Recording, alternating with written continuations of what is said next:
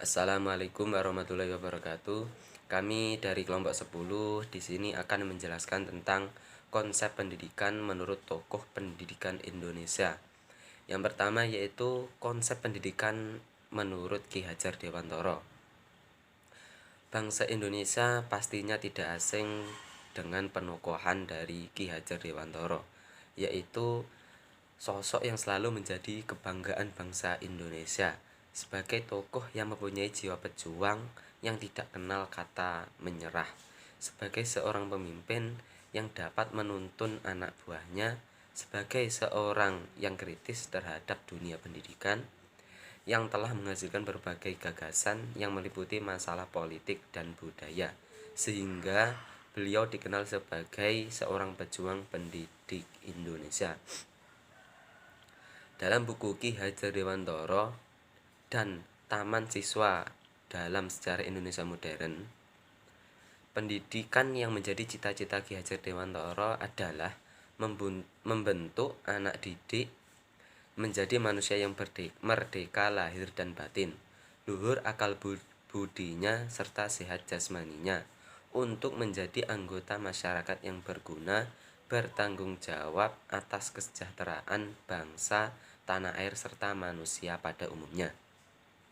Dalam rangka mencapai tujuan tersebut, maka Ki Hajar Dewantara menawarkan beberapa konsep dan teori pendidikan, di antaranya Pancadharma, yaitu dasar-dasar pendidikan yang meliputi dasar kemerdekaan, kodrat alam, kebudayaan, kebangsaan, dan dasar kemanusiaan. Konsep pendidikan menurut Ki Hajar Dewantara ini sesuai dengan konsep pendidikan humanistik. Assalamualaikum warahmatullahi wabarakatuh. Saya Muhammad Fatul Gufron akan meneruskan presentasi dari teman saya dan akan membahas tentang konsep pendidikan menurut Dryarkara.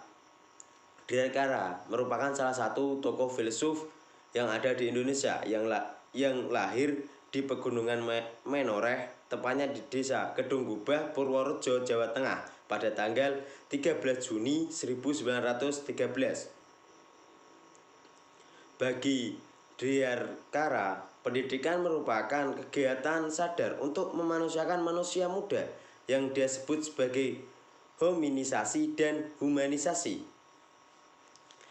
Dryarkara merumuskan definisi pendidikan dalam 3 rumusan yang satu sama lain tidak terpisah melainkan saling memuat. Dan yang pertama, bagi Dryarkara, kesatuan hidup terwujud nyata terutama dalam perkawinan. Perkawinan adalah pelaksanaan cinta kasih dalam kesatuan hidup. Cinta kasih itu adalah dua pribadi yang sama tingginya derajatnya dan haknya. Dua pribadi menjadi satu, dua aku menjadi kita. Itulah ideal perkawinan. Dalam kesatuan hidup lalu muncullah keturunan. Kesatuan cinta kasih selain biologis juga merupakan kesatuan jasmani rohani. Anak manusia itu tidak hanya lahir dari badan melainkan juga lahir dari jiwa. Karena terdapat anak, kesatuan itu menjadi lebih erat. Kesatuan hidup ini dapat disebut Bhinneka Tunggal ataupun Tritunggal karena ketiganya merupakan konfigurasi tersendiri. Jadi hubungan bapak, ibu, dan anak merupakan relasi Bhinneka Tunggal, tempat perwujudan primer dari pendidikan. Yang kedua, dalam bagian fenomena pendidikan, Dryarkara menuliskan tentang pendiriannya mengenai pendidikan, bahwa pendidikan merupakan kegiatan sadar untuk memanusiakan manusia muda yang disebut sebagai hominisasi dan humanisasi. Menurut Dryarkara sendiri, homonisasi merupakan proses pemanusiaan secara umum, yakni memasukkan manusia dalam lingkup hidup manusiawi secara minimal. Berbeda dengan binatang, manusia tidak dengan sendirinya bersifat manusia sesudah kelahirannya. Disitulah peran pendidikan sesudah masuk dalam lingkup manusiawi dengan memenuhi kodratnya, niscaya pendidikan selanjutnya memanusiakan manusia secara khusus dalam proses humanisasi. Humanisasi sendiri merupakan perkembangan kebudayaan yang lebih tinggi, seperti tampak dalam kemajuan-kemajuan budaya dan ilmu pengetahuan. Manusia turun tangan dalam mengangkat alam menjadi alam manusiawi. Tidak ada batas antara hominisasi dan humanisasi. Tidak akan ada hominisasi tanpa humanisasi sedikit pun. Yang terakhir ataupun yang ketiga, Dryarkara menegaskan bahwa